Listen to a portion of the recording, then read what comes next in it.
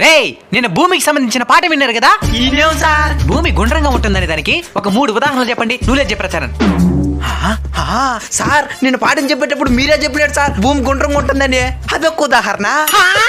మళ్ళీ పాఠం అయిపోయిన తర్వాత టెక్స్ట్ బుక్ లో కూడా చదివినా భూమి గుండ్రంగా ఉంటుందని. అదొక ఉదాహరణ. మళ్ళీ ఇంటికి వచ్చి హోంవర్క్ రాస్తా ఉంటే మా అమ్మ నేను కూడా చెప్పినారు భూమి గుండ్రంగా ఉంటుందని. అదొక ఉదాహరణ. కూర్చో. ఉదాహరణ పదానికే అర్థం మార్చేనారు కదరా. నువ్వులే గిరి. మొన్న శరీర భాగాల ఉపయోగాలు ఎందుకు చెప్పినాను కదా? తలకాయ దేనికి ఉపయోగపడుతుంది చెప్పు? అప్పు తీర్చేదానికి. అప్పు తీర్చేదానికా? ఎట్టా? తల తాకట్టు పెట్టైన అప్పు తీర్చాలంటారు కదా. మరి ముక్కు ఎందుకు ఉపయోగపడుతుంది? అప్పు వసూలు చేసేదానికే. అదెట్టా? ముక్కు పిండి వసూలు చేయాలంటారు కదా. మరి కాళ్ళ? అప్పు ఇప్పుడు ఇలేను అని కాళ్ళు పట్టుకొని ప్రాధాయపడేదానికి. మీ నాయన వడ్డీ వ్యాపారి కదా? మీకే తెలుసు సార్. ఇంతకీ చేతులు ఎందుకు ఉపయోగపడుతుంది తెలుసా? దేనికే? నిన్ను